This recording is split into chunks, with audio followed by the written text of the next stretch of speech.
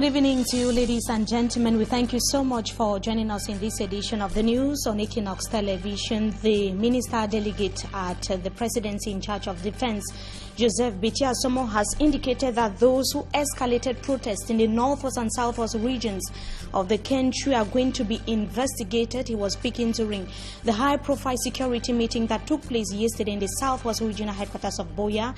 In the said meeting, he indicated that security forces that are currently in the two English-speaking regions of the country are acting in utmost professionalism. We shall be talking more about that in this edition of the news, and we shall be getting the reaction of some chiefs in Boya that have equally criticized the outing of security forces yesterday in this newscast. Also ahead, we talk about Église Évangélique du Cameroon, the newly elected bureau that has been suspended by the Littoral Court of Appeal. The decision was handed down. That was today. Those are headlines. Stay with us for the details.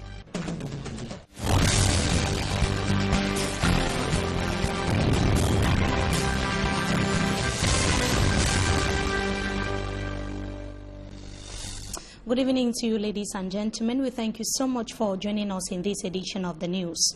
The Minister Delegate at the Presidency in charge of Defense today visited some victims of the days of protest in the northwest and southwest regions of the country. But before we come to that, the ceremony which took place here in the country's economic capital, Douala, we take you to the southwest regional headquarters where he actually chaired a security meeting that was yesterday. He noted that judicial inquiry has been opened to sort out those who extended protests in the two Anglophone regions of the country to violence.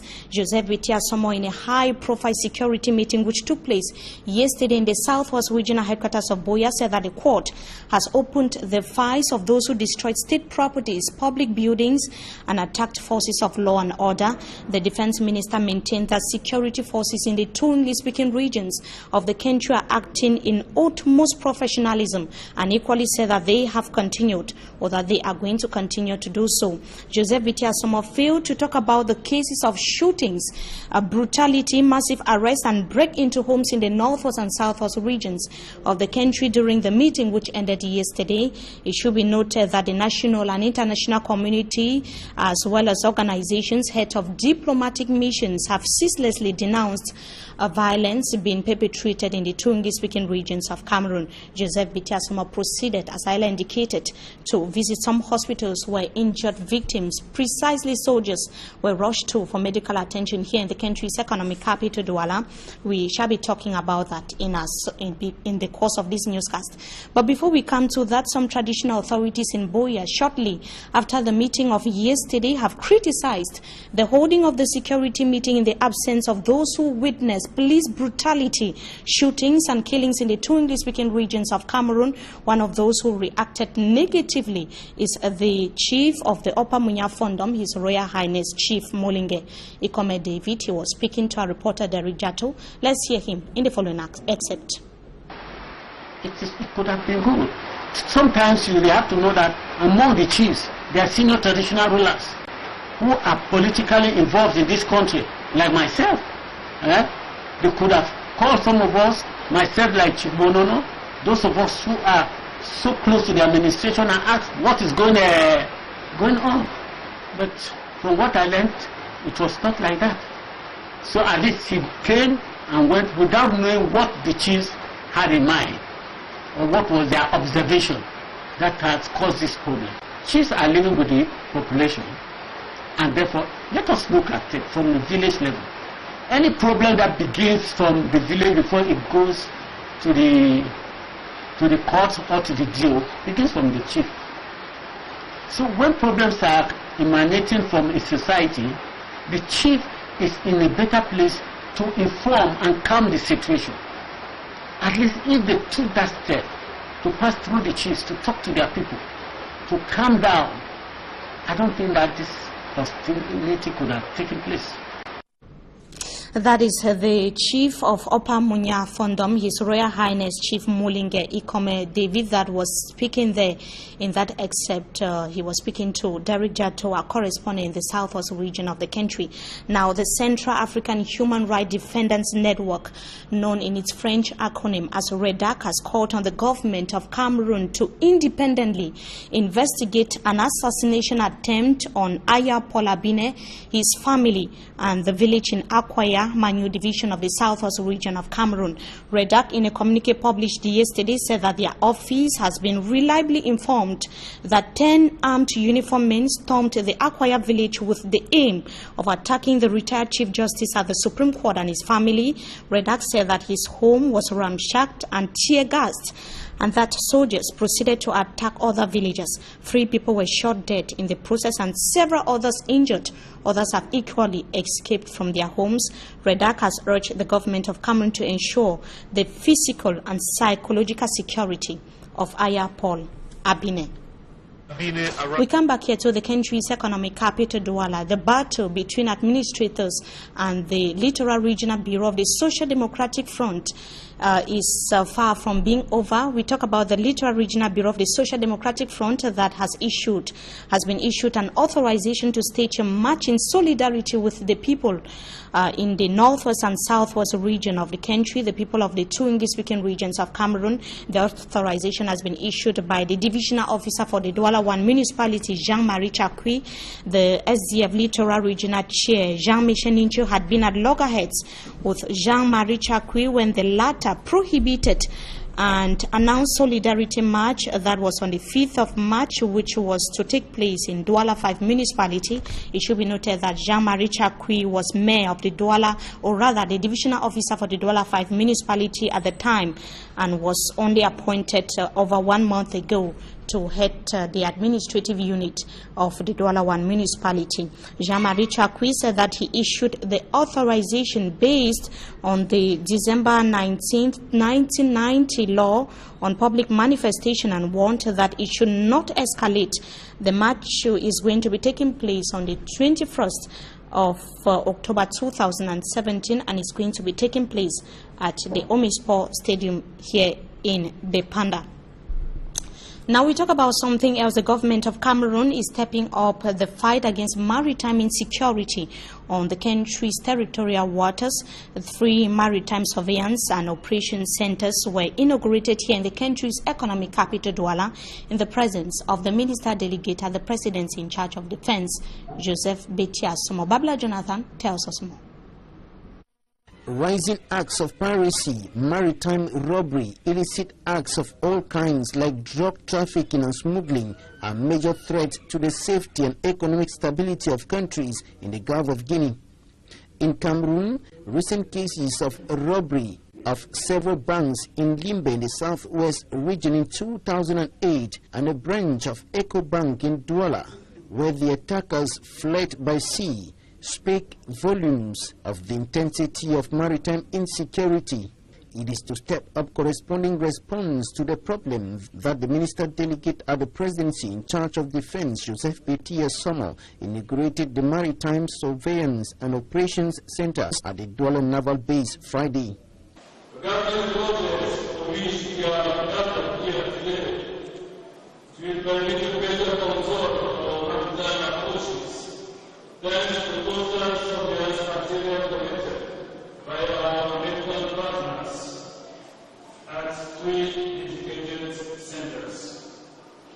Its importance is obvious on the need for sea activity to develop a complete tranquility to enable our country reap the fruits for its socio-economic development. Among several equipments in the center are a radar of navigation and an automatic identification system. The radar allows to detect any object on the surface of the water up to approximately 50 kilometers and supplies information such as the direction and speed of the target. The automatic identification system allows to identify the status, position and route of ships situated in Cameroonian waters and even beyond. The centers have been put in place with aid from the United States of America. These 3 maritime operation centers, Kribi, Dubai, and Leo, which we celebrate today, are already in use and have directly contributed to keeping Cameroon relief through piracy and business trafficking. With the Douala, Kribi and Limbe Maritime Surveillance and Operations Centers operational, insecurity on Cameroon's territorial waters is expected to be limited to minimum. We now talk about crisis in Église Evangélique du Cameroun. The Littoral Court of Appeal has confirmed the suspension of the newly elected Bureau of Église Evangélique du Cameroun. The decision was handed down today by the court's president, Pastor Samuel Njetoya. The president of the new bureau and members took the matter to the appeal court. That was on the 24th of July 2017 after the Bonanjo Court of First Instance ruled in favor of Richard Prizo-Mongole, who was principal opposition of the newly elected bureau. Pastor Richard Prizo said that the elective General Assembly, which took place in Gaoundéré of the Adamawa region in the month of April 2017, was rigged, but the calm of Pastor Samuel Njetoya is decrying tribalism. We can see the atmosphere that was in court. That was today, the Littoral Court of Appeal here in the country's economic capital, Douala, how it was equally in the presence of security forces. Christians were there as well to support the newly elected bureau, precisely the president of Église Evangélique du Cameroun, Pastor Samuel Njetoya, whose bureau has simply been suspended. We take you now to the western region of the country. A 2-year-old baby stolen days back in Buda was recently reunited with his family. The 25-year-old alleged thief and 2 accomplices were presented to the public. That was a few days ago in the presence of the local inhabitants and administrative authorities. Details with Innocent Aze. The triumphant return of a stolen baby to be reunited with his parents after being separated a couple of days ago. Just like convoy of a minister, the alarm from motorcycles and vehicles attracted the population of Buda in the western region, who converged at the Buda Gendarmerie Brigade to see for themselves. They joined to celebrate the return of Clovis, 2-year-old, who got missing on the 28th of September this year. Parents who have been in tears jubilated alongside the population and gendarmes who found their son. This is the fruit of a thorough search operation, October 2nd, by the Buda Gendarmerie officials.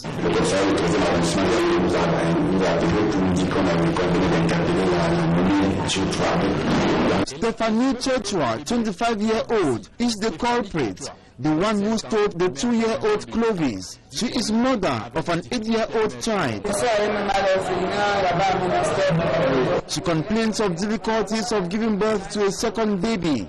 She decided to steal the 2-year-old child because her request to adopt a baby was denied because she is still young.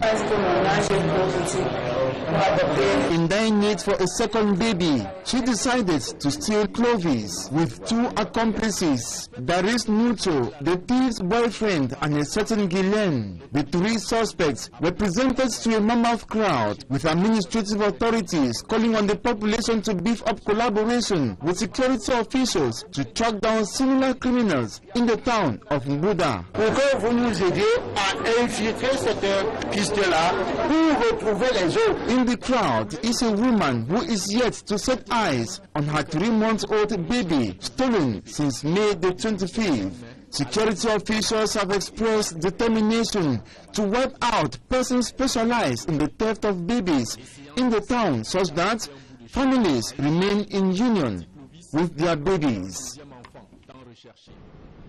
We announced a few minutes ago that the minister delegate at the presidency in charge of defense, Joseph Bitia Sommer, visited some victims of the unrest in the 2 English-speaking regions of the country here in the economic capital, Douala. The victims are civilians as well as soldiers. Babla Jonathan was there. He tells us more in the following report. Emile Eponge received a bullet on his right leg during the October 1 independence protest in the southwest regional capital, Buea. He, others, and some soldiers were transported to the Douala military hospital for medical attention. We came here, I was unconscious. We came here, 2 of us. I woke up and discovered that the other person died. The only one who was left. And the leg was operated. And you can see now I can even shake it. At first I cannot move it. We have received amount 10 civilian and more than 20 military. Some of them have been operated, and until now the situation is quite and is free of charge. It's the government of the Republic who has sent the money for civilian and military. Defense Minister Joseph Betia Sommer, who came visiting Friday, sought to know from each of the military and civilian victims of the Anglophone crisis what happened to them and the circumstances in which they were injured. He brought some financial assistance for civilians injured in the crisis and receiving treatment here. Another victims of the unrest in the northwest and southwest regions of the country are receiving treatment in other hospitals in both regions. In Cameroon, in Mabanda, we are still in the economic capital Douala, which is now counting close to 5,000 inhabitants. It is simply a ghost of its former self. Movements of persons and vehicles, as well as motorbikes to some interior localities or neighborhoods, is a veritable nightmare. Details with Catherine Kone, who was in Mabanda in the Douala 4 municipality, in the following report. Circulation in the Mabanda neighborhoods in the Douala 4 municipality is a nightmare to commuters. The roads network is practically impassable. A neighborhood hosting close to 5,000 inhabitants is yet to experience its development in terms of road infrastructure. The potholes on this road are gradually being transformed into small lakes with stagnant water everywhere on the street, hindering movement of persons, vehicles and motorbikes. The people lament on the degrading situation of the road, as some prefer trekking, while most bike riders have quit transporting persons in the quarters. Ici à Mabanda, nous n'avons pas de problème.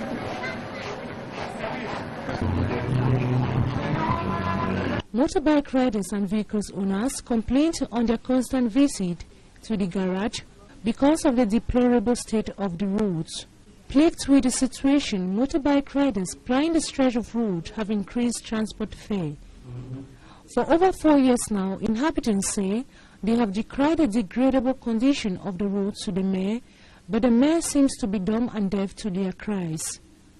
They keep on breathing the deplorable state of the roads in Mabanda, hoping that the Douala 4 Council authorities will wake up from slumber and bring back smile on the faces of the population of Mabanda.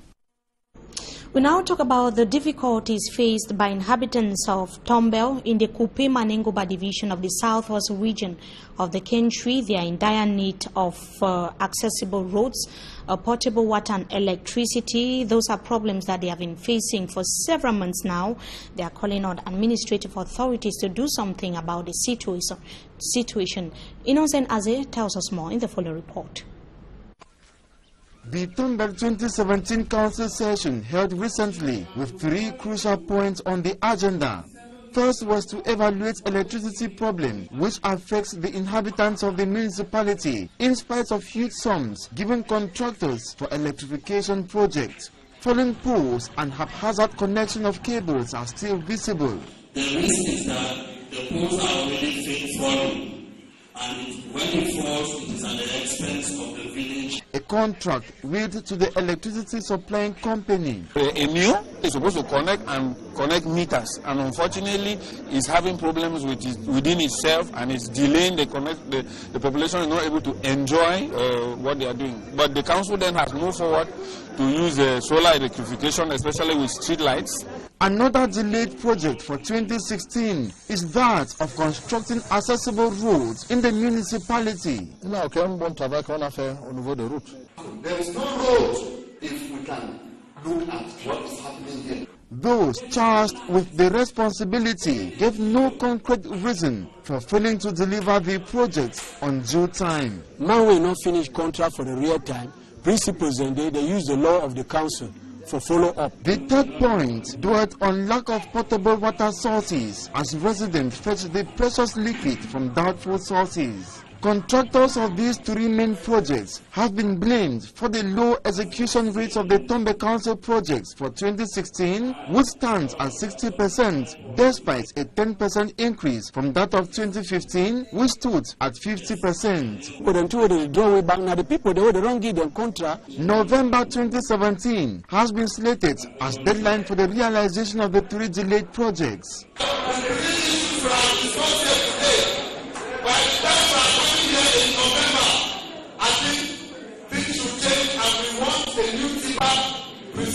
The population of Tombel keep their hands crossed while hoping to embrace these new developments in the municipality, expected to alleviate their living conditions. On a very sad note, the death has been announced of the coach of the under-17 Lions of Cameroon, Joseph Siwe, popularly called Diallo. He died today morning at the Lakantini Hospital here in the economic capital, Douala, where he was rushed to after he suffered a malaise. We can see how emotional his relatives were at the Lakantini Hospital here in the economic capital, Douala. Joseph Siwe, who was appointed coach of the under-17 Lions few months ago, had managed the Union Sportif of Douala. He left behind the entire family in Cameroon, the football family in the country, his relatives and friends to mourn him. And in news out of the country, the Democratic Republic of Congo, the opposition in the country have so far condemned acts by the country's Electoral Commission to shift the presidential elections date to mid-2019. Political scientists have described it as a strategy by the country's president, whose mandate expired. That was in December 2016, a strategy by Joseph Kabila to cling to power, but the opposition members in the country are saying that the elections must take place this 2017. Details with Innocent Aze.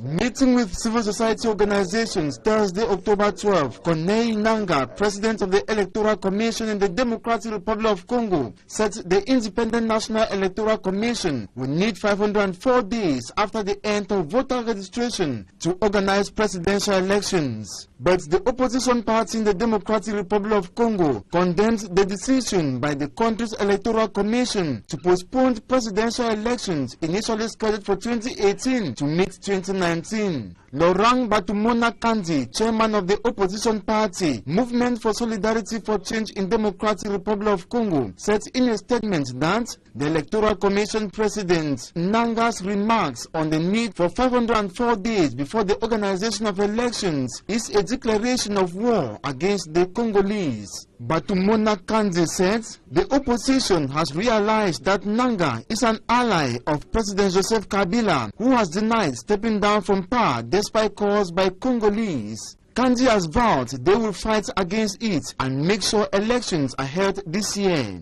The opposition chairman said elections were supposed to be held last year but were first pushed to the end of this year and are surprisingly now being postponed to 2019. According to Kandi, this implies waiting for close to 4 years before elections are held, something which, according to him, can never take place as opposition members will form a strong force and defeat the Electoral Commission's declaration that elections will be held in 504 days.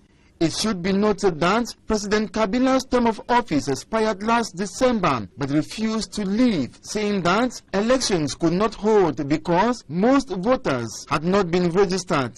It is the third time the polls are postponed. Political scientists have described it as strategy by Kabila to cling to power. The United Nations had warned of the delays, saying it will generate tension and an uncertain political climate in the country. Joseph Kabila has been in power since 1991. And that report there on the political situation in the Democratic Republic of Congo brings us to the end of this edition of the news on Equinox Television. Viewers, so thank you so much for joining us as usual. Wishing you a blessed stay in the company of our programs. Until we meet again, goodbye.